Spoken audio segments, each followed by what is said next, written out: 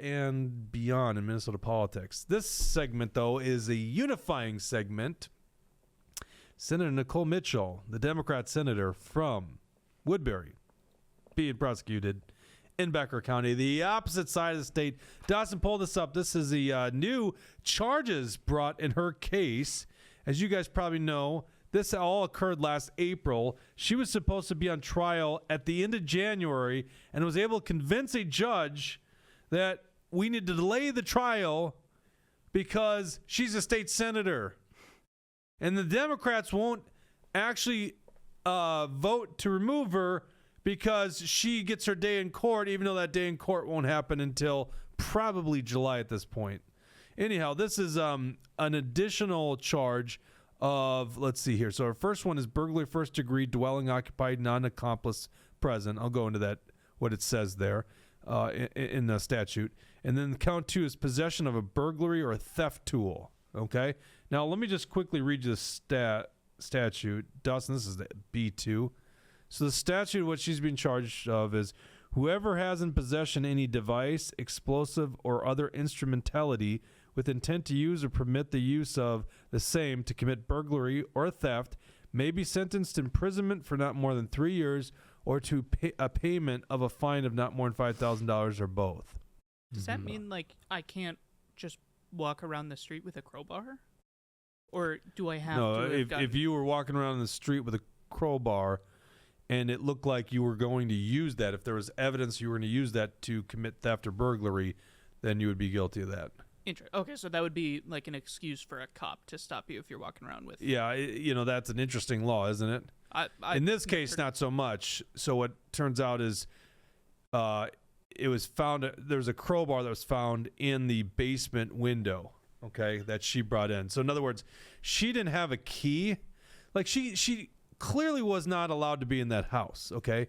But if she was given a key, even if it was from her dad, but let's say it was her stepmom, it's different, or the door was unlocked or something like that. That's different than what she apparently did, whereas she opened, I think it's breaking and entering, right? Breaking through a window to gain access to it. Mm-hmm.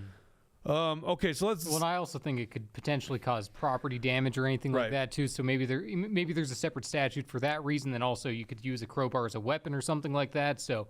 but it does appear now that there's another felony charge thrown at her. Here's what it reads. On April 22nd, 2024, at approximately 4:45 a.m., Detroit Lakes police officers were dispatched to 709 Granger Road in Detroit Lakes, Becker County, on the report of a home break-in. Victim, the reporting party, so this is Nicole Mitchell's stepmother, okay? Does it say in here her name? It does not. Sorry, so we'll leave. Where are you right now? You scroll to the next page, right there. You know what? I don't even think you need to. I mean, yeah, maybe people want to read along, but yeah, you had it at the right spot. Victim, the reporting party, stated that there was an individual on the floor next to her bed, and that the individual ran into the basement. Excuse me. Victim would later add that she had stepped on this individual briefly before they got up and fled the room. Officer Ethan Wothe arrived at victim's residence. Officer Wothe heard movement coming from beneath the stairs. Officer Wothe and Officer Sternhagen descended the stairs into the basement. A short time later, Officer Sternhagen located a female in the basement bathroom who was dressed in all black clothing and a black hat. The female, identified as Nicole Lynn Mitchell, date of birth 10/10/1974, was ordered to the ground and placed under arrest. While being detained, Mitchell said, okay, well, I guess she's saying the victim's name. Carol, it's Nicole. I was just trying to get a couple of my dad's things because you wouldn't talk to me anymore. Now, we read the 911 script, the 911 script on the show last year when that came out. I mean, Carol, the stepmother, was terrified. First of all, she didn't know who was in her bedroom. By the way, we still don't know what she was doing in the bedroom, right? Mm-hmm. We don't, like... We act as if she didn't have like malice in her heart, like she wasn't trying to commit actually violence. We don't know that. All we know is she was at the side of her bed while she's sleeping and wakes her up, and the lady calls 911, and that's when Nicole Mitchell flees to the basement. What the hell was she doing in her bedroom? You know how freaky that is? That is so freaky. Yeah. This is at like 5 a.m. in the morning. because 4:45 a.m. in the morning. Mm-hmm. Like the lady's sleeping. Imagine being woken up in the middle of the night and someone's at the foot of your bed. Wow. And you're an elderly woman. Right. Or if you believe Nicole Mitchell, someone's suffering from Alzheimer's. Right. Officer Sternhagen discovered a flashlight in Mitchell's person that had black sock covering the light. The flashlight was modified with the sock so as to control the amount of light it emitted. Officers also know that Mitchell had removed her shoes prior to being caught and placed them near or under a couch. Is that to be quiet? What do we make of that? That's just good manners to take your shoes off when you break and enter into someone's home. I know, it almost sounds like that when it's like placed it either up by the couch. Weird. Mitchell spontaneously stated, and this is a quote, "I have never done anything like this. You are going to find out I am a military commander, for God's sake." Mitchell then reiterated, "There were just a couple things of my dad's I wanted to come get." As Mitchell was being walked out of the residence, she stated, "Well, obviously I'm not good at this."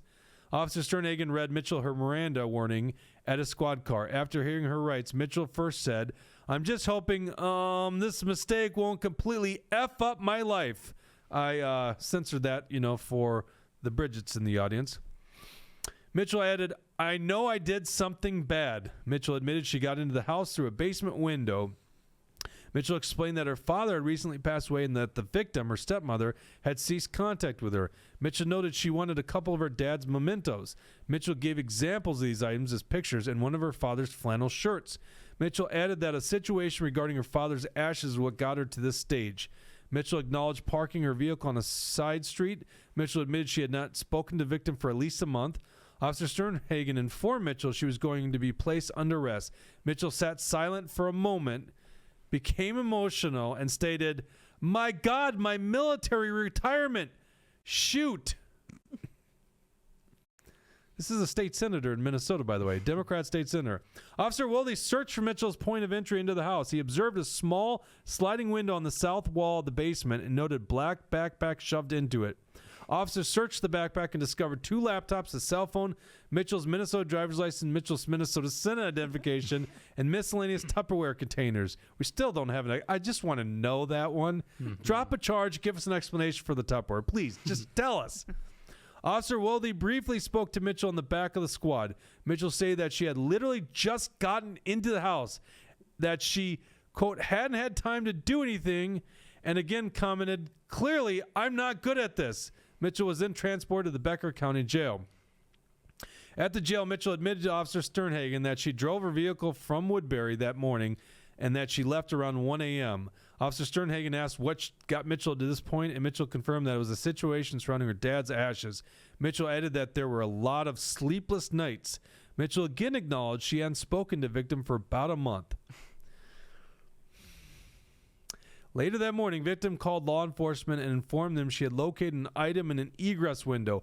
Officer Wilde returned victim's residence at approximately 7:28 a.m. Victim walked Officer Wilde to the rear of the residence and pointed to an egress window well. Officer Wilde stepped down into the window well and collected a blue crowbar. Victim stated that the crowbar was not hers and that she had not seen it before. The crowbar was collected and placed in evidence, hence the second charge. Chief Steve Todd, Sergeant Chad Glander, and Investigator Doug Vickmark returned to the victim's residence on April 25th. At that time, it was determined that the small sliding basement window where Mitchell's backpack was shoved was too small for a human to fit through. The officers determined that the larger egress window next to where the crowbar was discovered was Mitchell's most probable point of entry.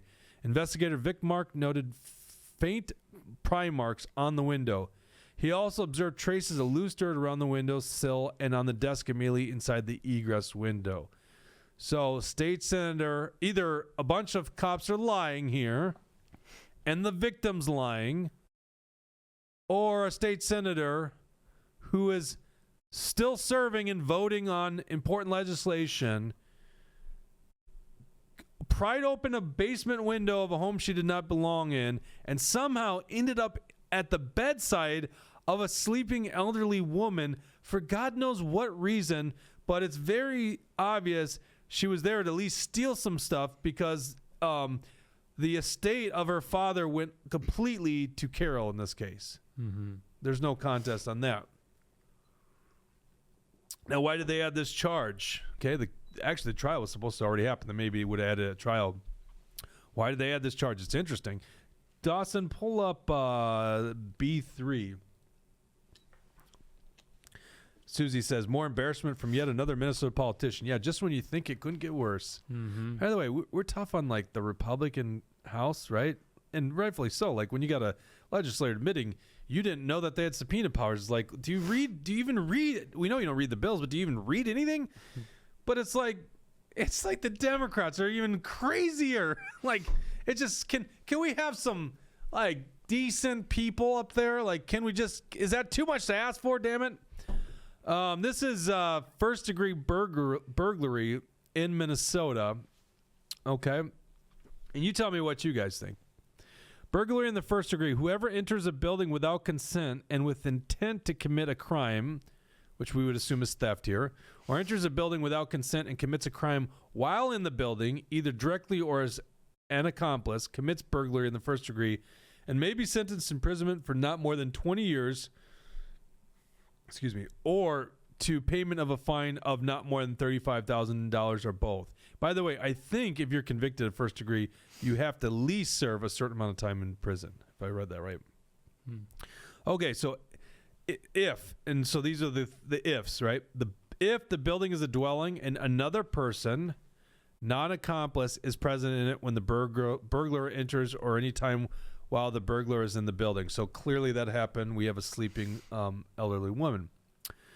The victim, by the way, this is the tragedy. If we're thinking about this here, the victim also deserves to have justice. Like that's just terrifying when you think about it. You know, at the end of the day, well, you know, I was gonna say, Nicole Mitchell doesn't seem so scary. She's kind of like a thin woman, you know. Like I can't imagine she could physically do a lot of harm. Not anymore. But never go past how crazy people are, right? That's almost more scary than a muscular man. Like a crazy woman. She's the kind that might stab you. They didn't find any weapons on her, thank God. At least that hasn't been brought up yet. But who knows what she was doing there. Number 2, or B. The burglar possesses, when entering or at any time while in the building, any of the following: a dangerous weapon, any article used or fashioned in a manner to lead the victim to reasonably believe it to be a dangerous weapon, or an explosive, or the burglar assaults a person within the building or on the building's appurtenant property. Now listen, we don't believe the victim was assaulted, right? Okay. So then that leads you to believe it's one of then that she had a dangerous weapon. Like I'm just reading the statute and I'm like, at this point we're not aware of that unless I'm forgetting something, that she had a dangerous weapon. No, it was definitely the flashlight and the bag with Tupperware in it, for sure. Yeah, right. Like I think we can all agree she was there to steal things. She might argue that she believed it belonged to her, but that's not how the law's going to see it. So, and even she's if it being did charged with first-degree burglary, like, and you see it there. You have to have like actually either committed assault or gave the reasonable impression you were, which kind of seems like the missing part of the story, because the victim here has not said this was a family misunderstanding. And the prosecution is moving forward with this. They were ready to go to trial at the end of January. What the hell's going on here? And by the way, if it's not the case where you believe that there was physical damage, then wouldn't it be one of the other ones? K-Wall says if you bring a crowbar with you, you're up to no good. Yeah, but it seems like it was left in the windowsill. Unless she was placed it there after, but that wouldn't make much sense. Coming back for it? Right. Yeah, I don't know. So, like, a crowbar makes sense to, like, open up the window. It seems to be the missing piece. And, of course, if this was evidence, they'd have to present that evidence.